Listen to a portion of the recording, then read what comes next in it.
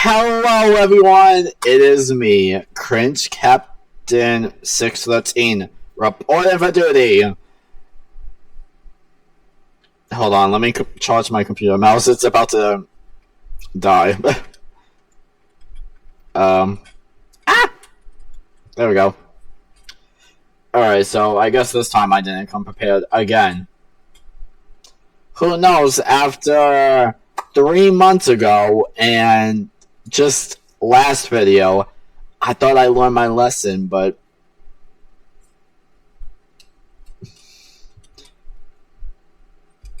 wait, hold on.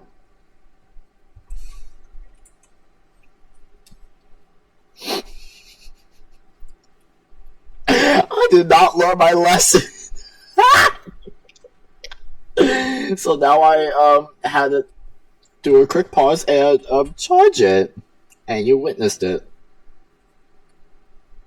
Alright, we're back. Let me see what video I should react to.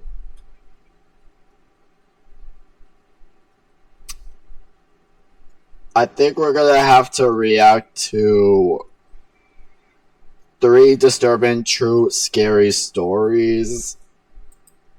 Yep, Hi, let's Mom. do this. Advertisement. We'll be right back. And we are back! Oh,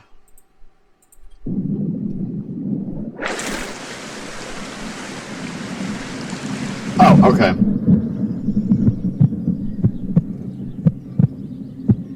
This story's pretty detailed, so I'm gonna get right into it. Only relevant details, though. I'm 22 years old, freshly graduated from college. Since I was maybe 3 or 4, my family's lived in a 3-story home in a relatively nice area. If you're picturing the quintessential suburban neighborhood, you've got the right idea. As for the layout of the house, this is all you need to know.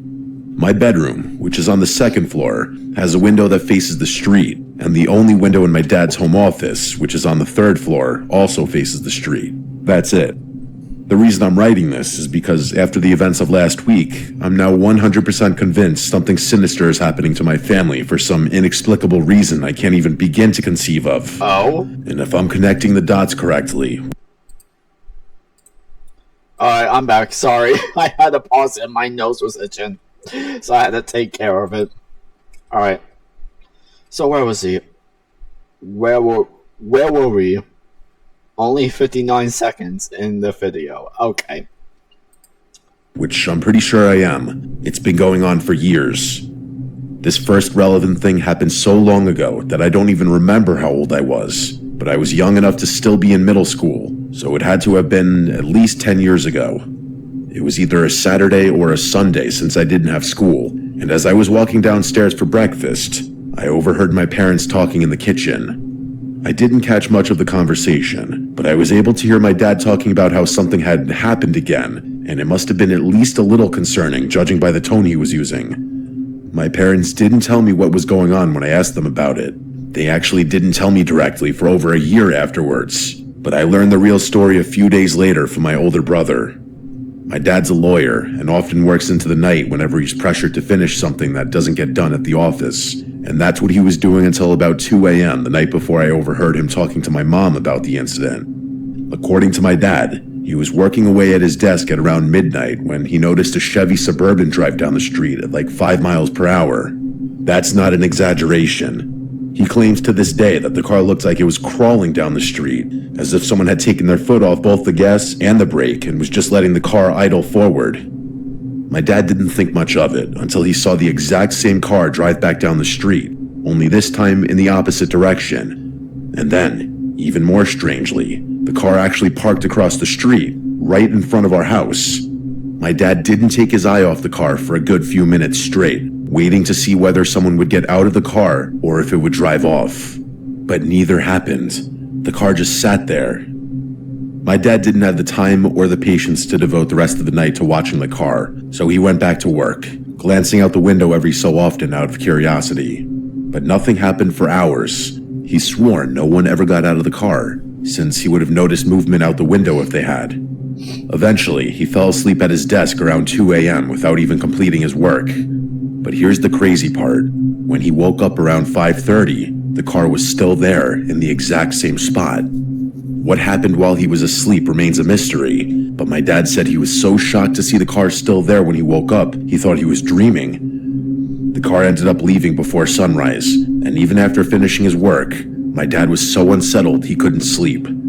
I would eventually learn that this wasn't the first instance of something similar happening, that my dad had seen cars drive back and forth on our street late at night before, but it was definitely the strangest. No one in the family really thought anything of it for several years though.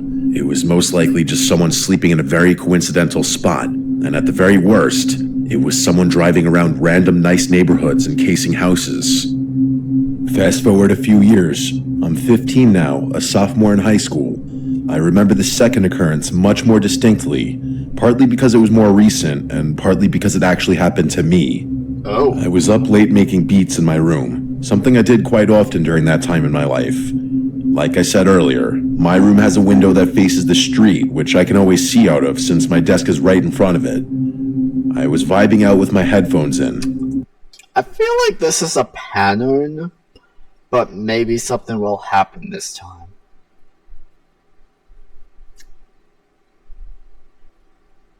So it started with the father, and now it's with the child. Interesting. When something from outside my bedroom window caught my eye. It was a little flicker of light, definitely unnatural and definitely not my imagination. I diverted my attention to the window and saw the strangest, most unsettling thing. There was a squadron of cars, at least 3 of them. They were driving down the street at a slow speed. That by itself doesn't sound so bad, but I quickly realized that the people in the cars were shining flashlights at houses. That's what the flicker of light had been. I kept watching in this state of confused angst as whoever was in the first car swept their flashlight beam across the house next to mine. Then they started shining their light at my house, and I actually ducked down underneath my windowsill when I realized the beam was about to sweep right past my window. Not 2 seconds after ducking down, I watched the flashlight beam illuminate my ceiling for a couple seconds before everything went dark again. I waited a good 20 seconds before re-emerging, and by the time I did, the cars were much further down the street. I watched as they got to the end of the street and turned off. You can probably imagine how I was feeling in that moment. It was tough to get much sleep after that.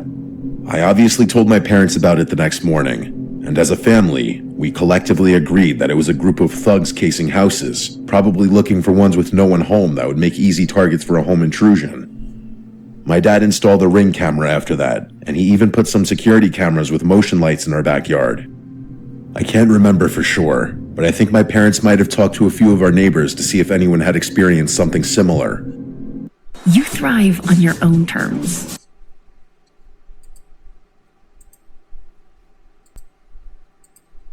The next thing happened. While doing some landscaping in our backyard, one of the contractors my dad had hired claimed to have found a small hidden camera tucked into one of the bushes near the fence. It was tiny, no bigger than a car key, but it was definitely a camera. It was battery powered, and the battery had long since died. It didn't have a SIM card or any memory card inside, which meant it wasn't storing anything locally or using cellular data. But that didn't rule out the possibility that it had been streaming footage to an external device nearby while it was active. My dad said the most likely explanation was that someone had been parked close enough to receive a live feed until the battery gave out. Why anyone would go through the trouble of hiding something like that on our property and then just leave it behind was a complete mystery to us, but it definitely wasn't the kind of thing that you stumble across by accident. As furious as my dad was, he couldn't figure out when or who had placed it there, even after combing through the last few months of security camera footage, or at least everything the thing had recorded and stored. I was convinced that one of my friends had been pranking us, but even after pestering all of them, no one fessed up to placing that camera there. My parents were really worried we were being targeted, and they even reported everything to the police, but the home security they had already installed was pretty top-notch, so it wasn't like they could upgrade things much. Nothing happened for a little while after that. It wasn't like there was this cloud hanging over our heads. We all just kind of moved on with our lives the way most people probably would. The next thing worth mentioning happened a few years after we discovered the camera. Our immediate next-door neighbors moved away, and their house was re-inhabited super quickly. Like it was only vacant for a few weeks at most. That's not exactly the most unusual thing. My neighborhood has always been a very desirable place for families to live. However, I noticed pretty quickly that the people who moved in weren't parents, just a youngish couple with no children. I remember finding that odd considering the size of the house, but I assumed maybe they were planning on starting a family, or maybe they just wanted a big place all to themselves. On several occasions after they moved in, though, I caught them looking into our yard through their top floor window, always at strange hours, either really early in the morning or really late at night. At first, I figured they had a workstation or office up there like my dad, and they were just seated right in front of the window. But then I noticed they were always standing, which eliminated the desk hypothesis. I knew I was just being paranoid, but I'm a pretty observant person by nature, so if someone's gonna do something out of the ordinary, I'm gonna notice it. Either way, I didn't think much of it. Just found it mildly amusing that our neighbors seemed fascinated with the layout of our yard or whatever else it was that they were always looking at. One night, while walking my dog on the street, I couldn't help but notice my neighbors in their kitchen through their big bay window.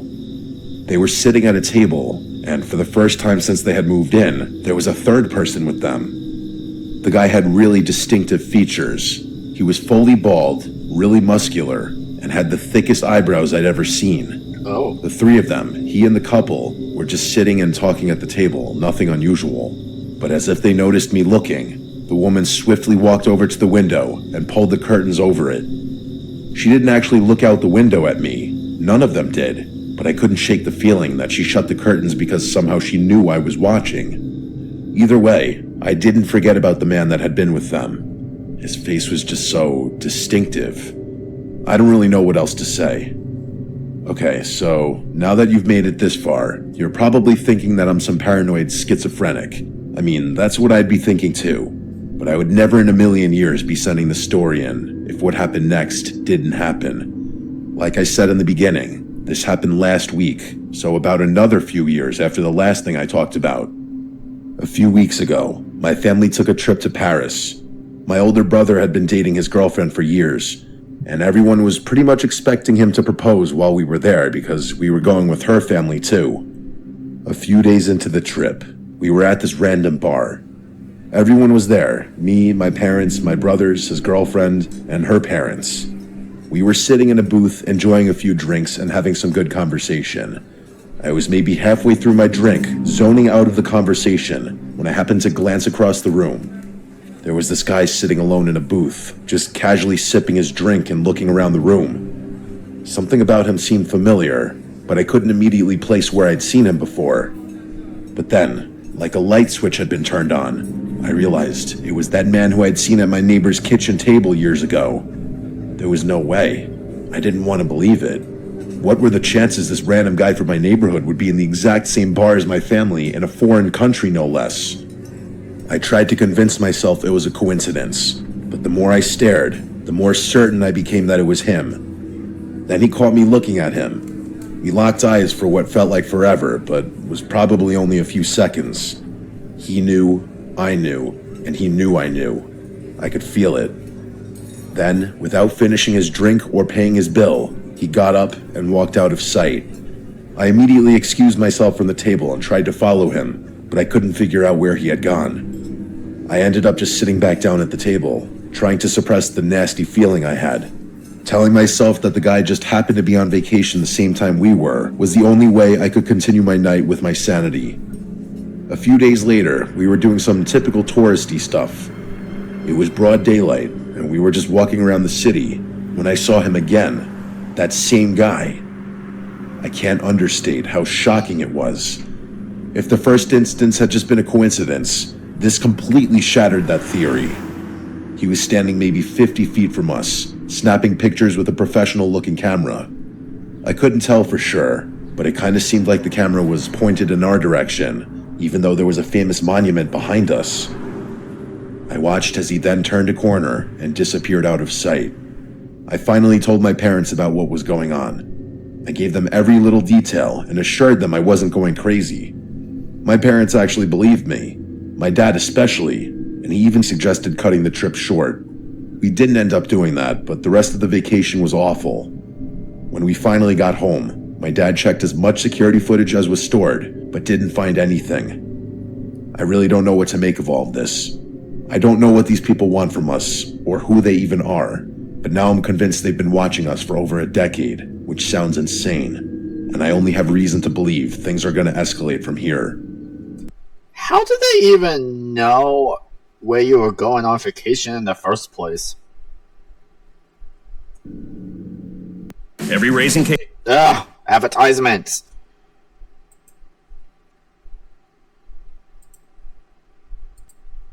Alright, we are back. That's it, the story ends? Oh, come on, I wanted to know what happened. Well, this one better be interesting. If not, then I'm gonna stop mid-halfway, and then I'm gonna have to choose another video, because I'm watching this to get a reaction. And the first story, there wasn't really much of a reaction, so... I live near Angeles National Forest. I've been hiking those trails for years, and I know them well enough that I don't really worry about getting lost or anything like that. I'm comfortable out there. The night this all went down, I'd gotten some bad news over the phone earlier in the day. It was the kind of news that makes you feel like you need to get out of the house and clear your head. Some people drink when they're upset, some people call a friend. I go for a hike. It was around 8 when I set out. I wasn't planning anything ambitious. Just wanted to clear my head, maybe tire myself out enough so that I could actually sleep when I got back. Night hikes aren't unusual for me, especially on trails I know well. There's something about being out there in the dark that usually feels meditative. The fog that night was something else though. I had checked the weather before leaving, but conditions at elevation are always a gamble. By the time I was a little ways in, visibility had dropped to maybe 20 feet. Everything beyond that was just gray. I tried using my flashlight at first, but the beam just bounced back at me off the moisture in the air. It actually made things worse, like trying to drive with your high beams on in a snowstorm. So I mostly kept it off, letting my eyes adjust to what little ambient light filtered through. I had music playing to deter any animals from bothering me, which was something I picked up from my dad. About an hour in, I noticed a smell. It was faint at first, and I actually stopped walking for a second because it caught me so off guard.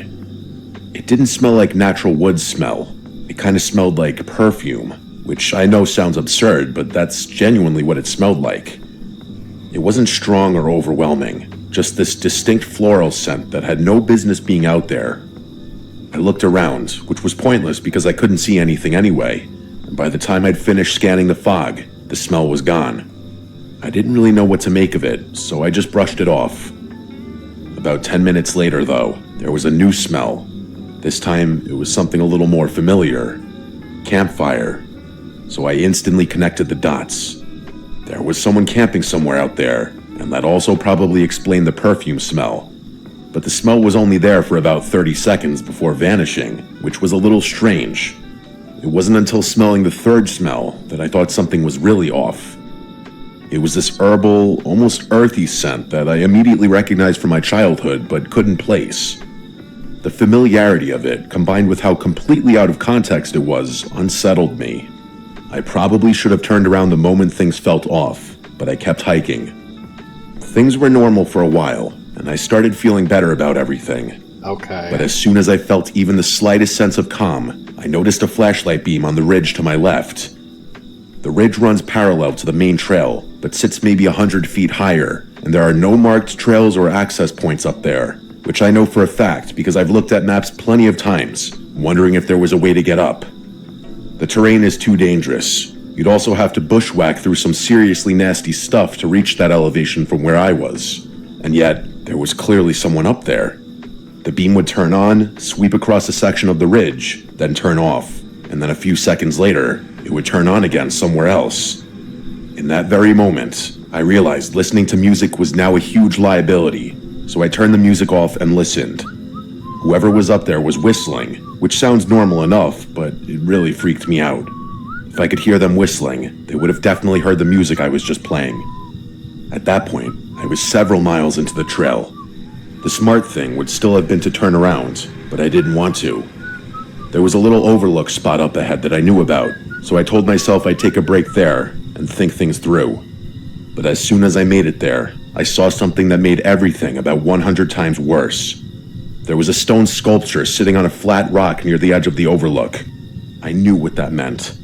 I instantly stood up, turned around, and started walking back the way I had come. But out of nowhere, I heard rapid footsteps approaching me in the direction I was walking. It was unmistakable, 100% a person's footsteps, not an animal's. I didn't even have time to think. The footsteps were so close that all I could do was hold my ground and prepare for an altercation. I didn't even have time to run, but as soon as the footsteps were right on me, they just abruptly stopped. It was really, really scary. I kept staring into the fog, but I couldn't see anything. Part of me thought whoever had just charged me was now standing still, somewhere out of my field of view, but that didn't make any sense. If I couldn't see them, how in the world did they know where I was? I waited another few seconds and then pulled out the switchblade I always kept for protection. I kept holding my ground, just waiting to see or even hear something, waiting to be attacked. But now it was just dead silence. I didn't know what to do. I didn't want to announce my presence, but I was pretty sure whoever was out there already knew I was there. The thing that made it so much worse was that the footsteps had come from the direction I needed to go to get back. There was no alternate route. If I wanted to leave, I had to walk directly toward where those footsteps had come from. I tried to hold out, but I couldn't wait there forever, so I started moving. I was fully expecting to see someone eventually, at which point I don't even know what I would have done. But the further into the fog I went, the more I started thinking that whoever had been there somehow ran off without me hearing them. The paranoia was excruciating. Every few minutes or so, I swore I heard one or two extra footsteps, like someone was matching my pace from behind now. I kept looking over my shoulder, but there was nothing but fog every time. That lasted for about a mile or so. It was genuinely the most tense mile of my life. I was being stalked. I was certain of it. Out of nowhere, something crashed through the bushes somewhere behind me. It was so loud that I physically jumped. This time I couldn't control myself. I yelled something out as a pure, terrified reaction. I turned around to the spot where the noise had come from, but again, I couldn't see anything. At that point, I genuinely felt like I was going to lose my life in that forest, so I started running. I don't know why it took me so long to run, but the moment I started running, I didn't stop until I made it all the way back to my car. And the whole time, I heard crashing coming from somewhere behind me. I was definitely being chased, but I didn't care. I still consider it a miracle that I made it back to my car in one piece. I didn't hike for months after this experience, and I never got an answer for what happened that night. The Tempur-Pedic. That's it? Don't tell me the story just ended already. Yeah, this is not scary enough. But it did question, why did you go down that path? How come you just didn't turn around and go back to your car? Whatever, it was not scary enough, so let's not worry about it. Oh.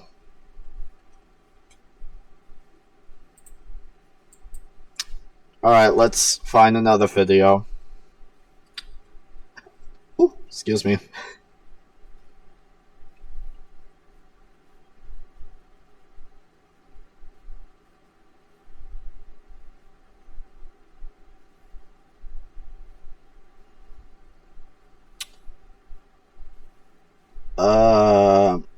I think we're gonna do being followed, yeah.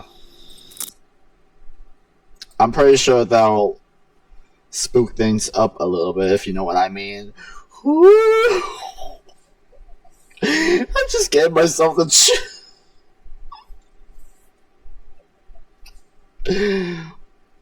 Alright, let's prepare ourselves.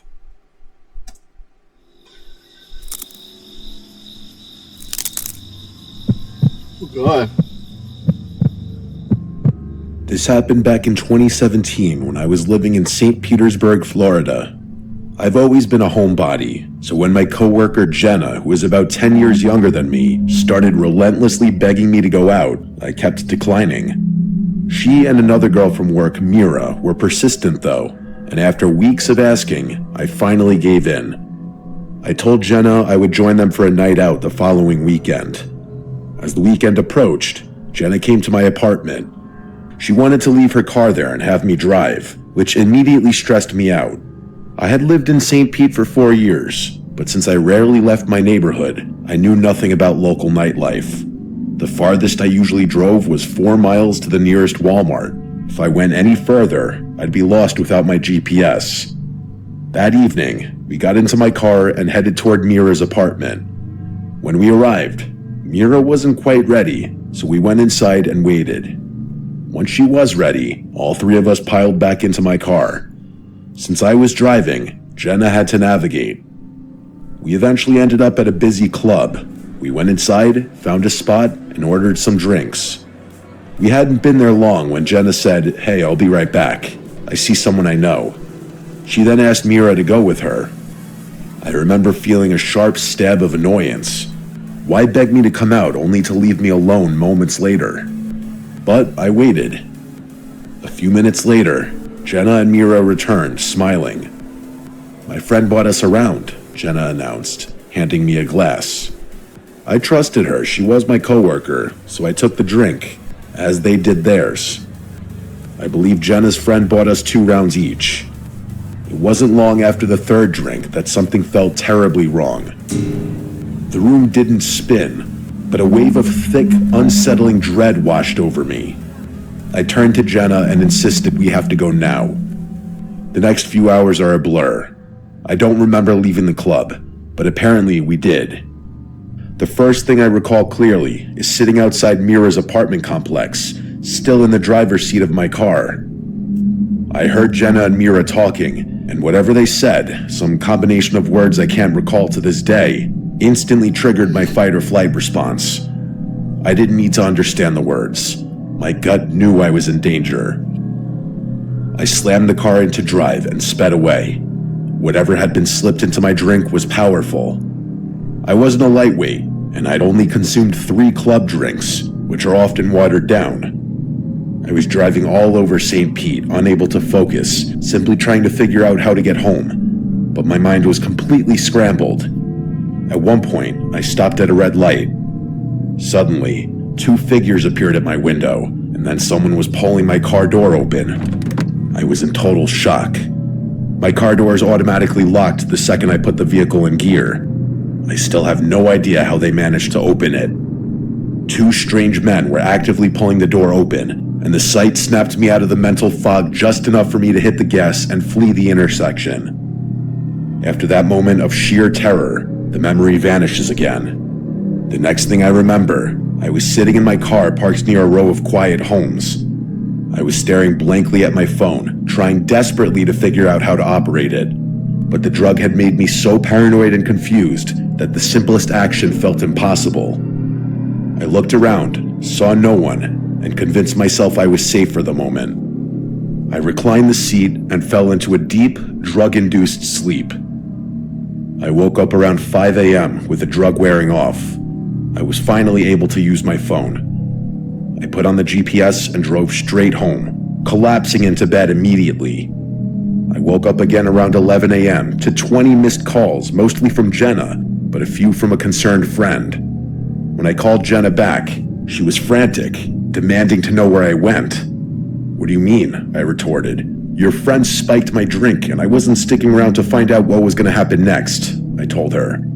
Jenna then let slip a chilling line. "Well, the spiked drinks weren't meant for you." That casual admission was all the confirmation I needed that she was involved. She quickly told me that she would stop by later to pick up her vehicle.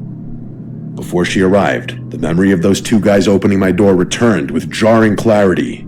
Had it been a hallucination or was it real? I went outside to check my car, and there it was. The plastic casing of my driver's side door handle was completely missing.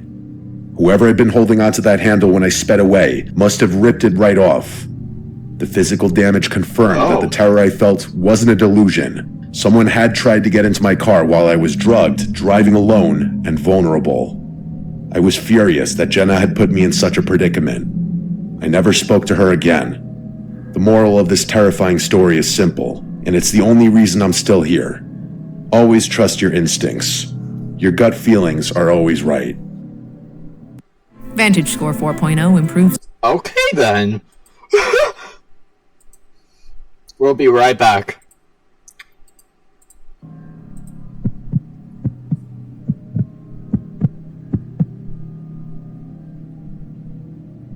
I'm a teenager that lives in a lively coastal town in a small enough country.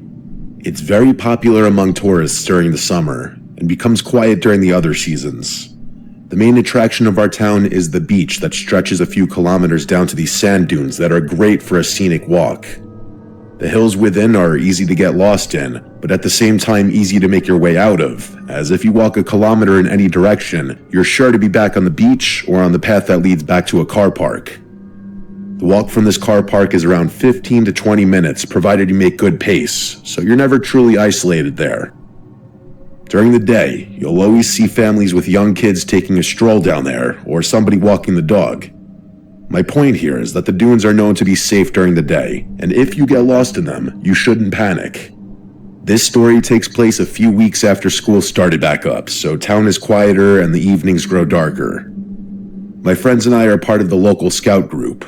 Our group is split into 4 groups, being Beavers for ages 5 to 8, Cubs for 9 to 12, Scouts for 12 to 15, and lastly, Ventures for ages 16 to 18. We meet every Thursday from 7 to 9 p.m., whether it be inside or outside, it depends on the time of year. On this night, it was the Scouts' first night back after the summer break, so as per the tradition, we meet at the car park by the walk to the sand dunes, and the Scouts would walk down to the sand dunes. We would have the older Scouts hike up the biggest of the dunes, and then have the newer Scouts, the 12-year-olds, follow them so the older Scouts help the newer Scouts to reach the top. And when they do, they're officially considered Scouts. So the Scouts set off, while me and the other 8 Ventures stayed behind to practice our first aid for about 45 minutes. We did pretty well in that, and we decided we still had time to go to the dunes. The quicker walkers, including myself, reached the dunes first. The tide was fully in, so we weren't able to walk on the beach to the biggest dune, which was known as the Baldy Man, so we just walked through the other hills of the dunes. My friend and I, who I'll call Noah, were set on reaching the Scouts, who at this point had all made it to the top of the Baldy Man. We shouted back to our leader and the other Ventures what we were going to do, and another 2 people decided to join us, who I'll call Thomas and Ewan. The others were a good bit behind, so they went into pairs and split up in checkpoints, so the 4 of the people going to see the Scouts were able to find our way back. So me, Noah, Thomas, and Ewan took off in the near pitch-black dunes, tripping and falling all over the place, going up and down, hill after hill, while scraping our legs on the pointed grass and the occasional bramble. The moon illuminated the silhouette of the Scouts, and we were further away than we thought. We stopped to rest on a ridge where we looked back and saw another 2 Ventures looking towards us. We gave them a wave, and they returned it. I was closing my bottle of water, getting ready to run again, when Thomas shushed us all. He looked mildly concerned at first, but he seemed to shrug it off. We questioned him as to why he shushed us, to which he replied, "Did you hear that?" We shook our heads, so Thomas said he thought he heard something rustling in the bushes, but we put it down to the wind, although it was a very still night. After another 10 minutes, we were on the last hill before we reached the Scouts, and we were exhausted, but we pushed through and made it up to them. We said hello to our friends and Scouts, welcomed the new Scouts, and decided we had to head back, as it was now basically pitch black out. And again, we had no torch. We tumbled down the big hill, catching our footing again on the sand, and we began making our way back to the Ventures we saw on the ridge. We ran up and down the hills again until we made out the outline of the ridge we saw the Ventures on. They were still there. We were relieved to see them there, even though we knew they would be. Finally, the 4 of us made it up to them. I'll call the 2 Cormac and Alice. Cormac is a big guy muscle-wise, and is known in school for his intelligence. He's about 6'3" and looks like he could beat up a bear in a fist fight. Alice is a quiet girl, but very smart, both in school and in social situations. Even without a torch, I could see a look of panic on Cormac's face, along with Alice visibly shaking beside him. "What's wrong?" asked Noah, speaking all our minds. Cormac looks me dead in the eyes and says, "Were you walking around on your own down there?" pointing down to a clearing in the hills where people might come to have a drink or a smoke. No, I've been with the others the whole time. Why? I replied, feeling my heart rate increase. I think all of us had the same realization at the same time. We could nearly feel each other's blood run cold. Alice and I saw a man with his hood up, dressed in all black, circling this clearing, obviously avoiding us. We thought it was you at first, but it was too out of character for you, Cormac said, looking at me. I was about to speak, but Cormac kept going. He said, when we waved at you from the other ridge, we hadn't seen the sky yet, but the minute you were off of it, we saw what I assume is the same guy standing where you stood, looking in your direction. I give my all to protect my neighbors. Oh! And now this is an advertisement. No! I feel like whenever something gets interesting, it's either an advertisement or the story ends. And then nothing happens.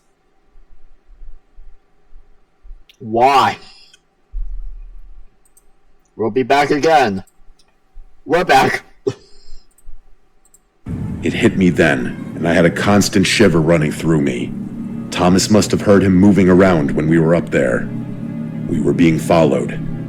There's safety in numbers, so the 6 of us made our way down to the clearing where the man was spotted. He didn't even have a torch, said Alice in a shaky voice. Cormac and Alice rushed toward the scouts to warn their leaders about the situation, while the other 4 of us stayed back and kept watch in the clearing. Cormac and Alex came back quickly after warning the scouts. It was oddly quiet now. We were terrified that this man, dressed in all black without a torch, circling the place, and most scary of all, alone in the pitch-black dunes, was going to jump out and attack. Luckily, that never happened. We hurried back to the car park, finding the last 3 Ventures along with our leader on the way back, notifying them of the situation. We were nearly out of the dunes when one of the younger scouts let out a scream which prompted all the others to run. Noah and I, leading the walk back, were the ones who rushed to the kid first. The poor child was in tears, and when we asked him what happened, he pointed to my left.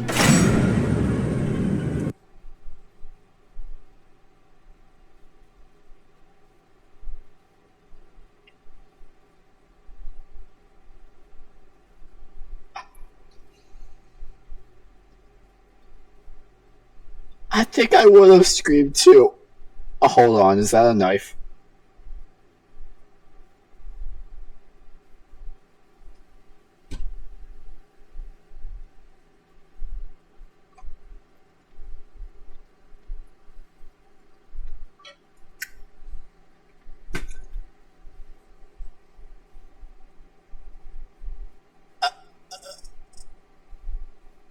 I don't know what to say.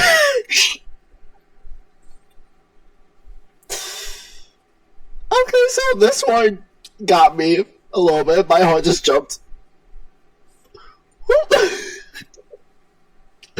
Oh, jeez. There he was, the same man, standing on a ridge, just looking at us. Noah told everyone to run, as he said he saw a knife in the man's hand. The Ventures all carried the slower children back to the car park, which was safe as far as we assumed. I never saw the man's face, nor do I plan on finding out who it was. The scouts and Ventures were collected by their parents, who I assume all have their versions of the story, but only a handful know the full one.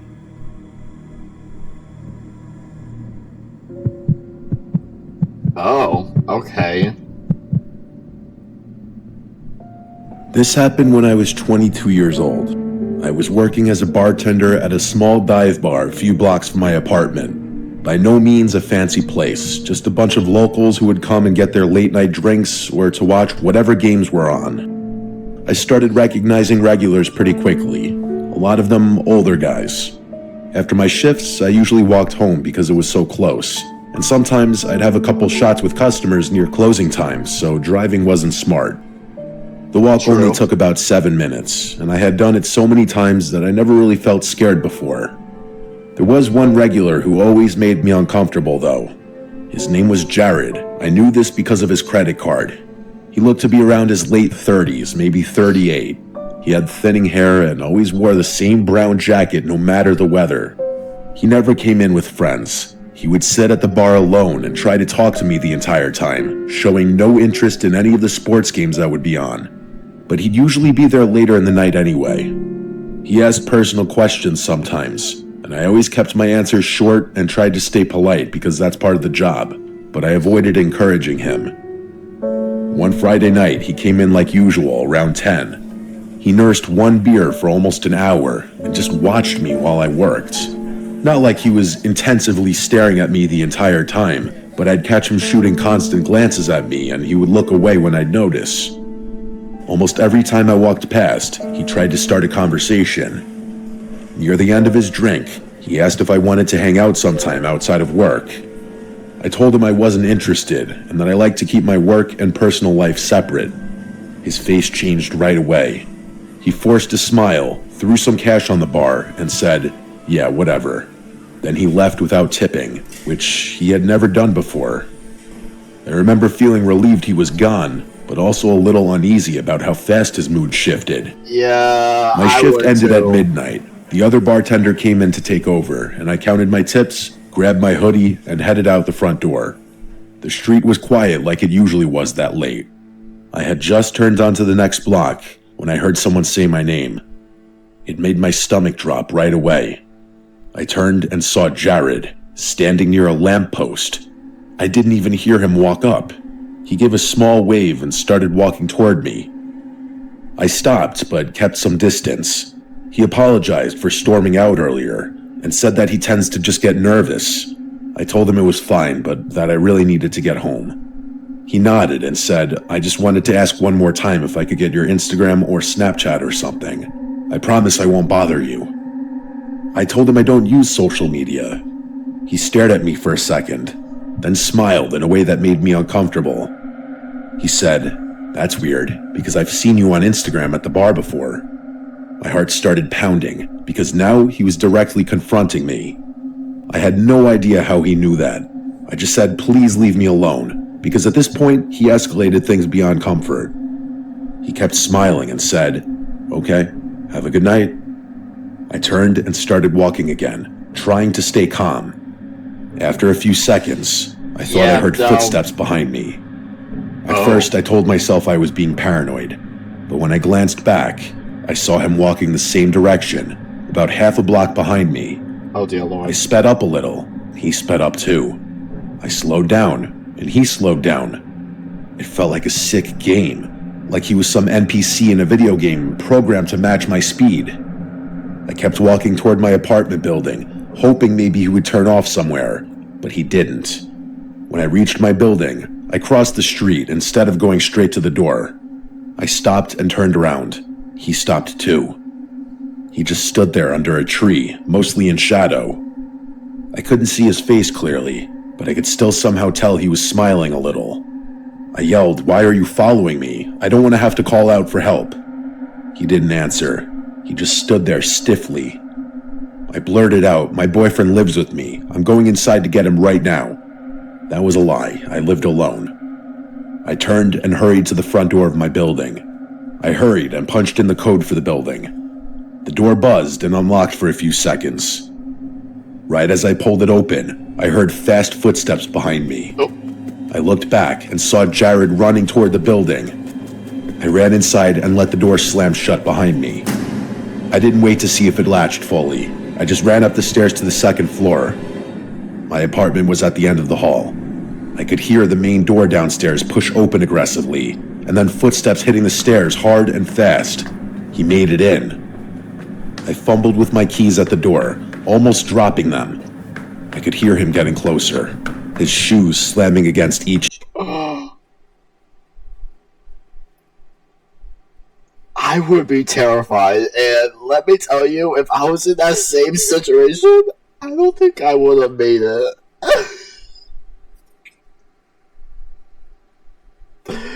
Okay, this was really gonna be now. Step. I finally got the key in the lock and threw myself inside, slamming the door and locking it just as he reached the hallway. A second later, his whole body smashed into my door. The impact literally shook the whole door and wall.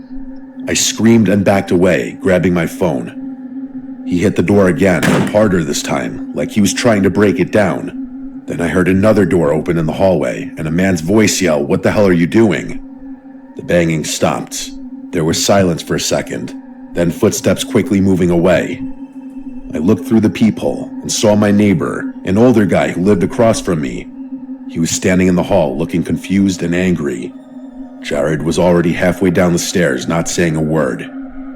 My neighbor knocked gently and asked if I was okay. I opened the door a crack, shaking and crying. I told him everything while he stayed in the hallway with me. He said he had heard the banging and thought someone was trying to break in. I called the police, and they came that night and took everything very seriously. I gave them Jared's name from his credit card at the bar, and the building owner pulled the camera footage that showed him running in after me. My boss gave them the bar footage too. The next day, an officer called me and told me they had identified him as Jared Perez, and that detectives were sending the case to the prosecutor.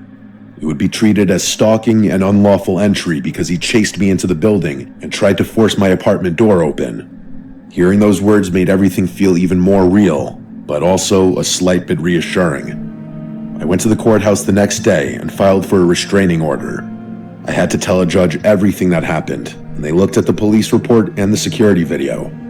The judge approved a temporary restraining order right away, and police served him with it soon after.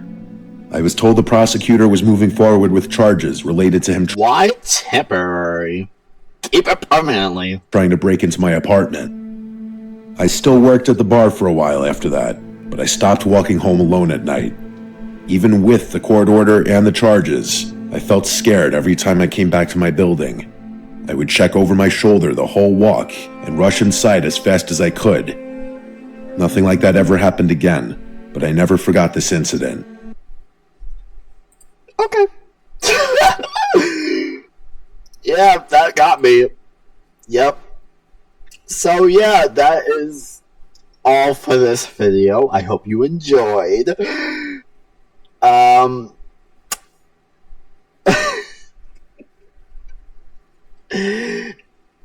Yeah. So if you're new to this channel, you can always subscribe to my channel. Put on the bell to receive notifications on when I post and upload. You can like my videos. And you can share my channel and videos with friends, family, and loved ones. As always. Oh, and you can also, what else was?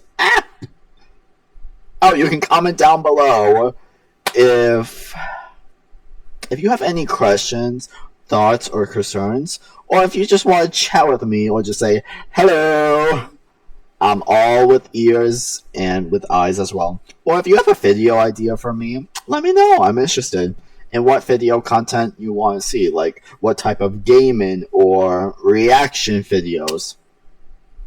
I'm fine with one of those options. And the only video idea I'll tell you I am not taking is AI and brain rot. I repeat, no AI and no brain rot.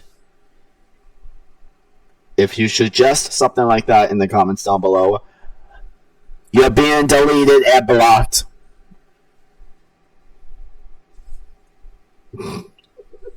Yup.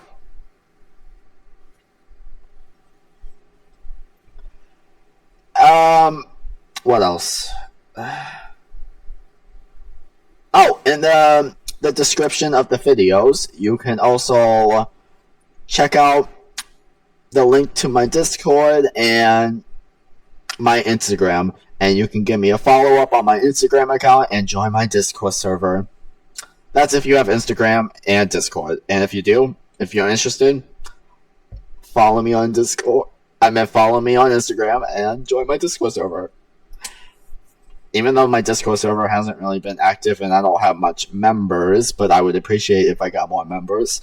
Because maybe who knows, maybe I'll look into how to use Discord properly. And I might make my server become active.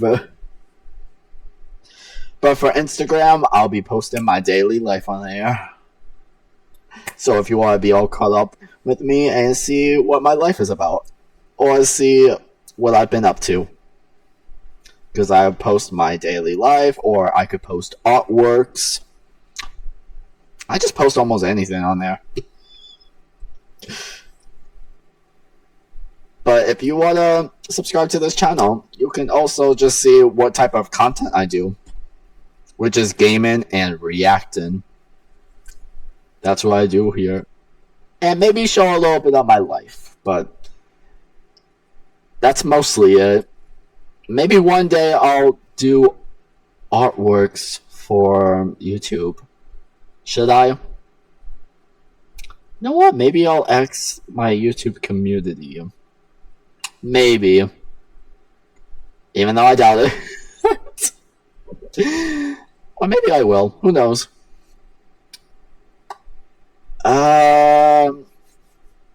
So yeah. If you actually are subscribed to me, you join my Discord server, follow me on Instagram, then guess what? We're friends! You're my cringy crewmates! And I'll be your cringy captain.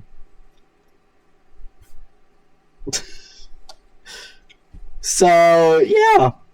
If you're interested in being friends with me, you might as well join my Discord server. Follow me on Instagram. And stay subscribed to me. Or, if you haven't subscribed yet, maybe subscribe to me. I mean, if you want to be my friends, at least subscribe to my channel and maybe follow me on Instagram. You don't have to join the Discord server. Maybe just do those two options. So I'll link in the description of the video, my Discord server link and my Instagram profile linked. But if you don't want to press on the Instagram link, you can also look up my username. I'll provide my username down below. And yeah, that's it. And I will see you all in the next video. Bye for now!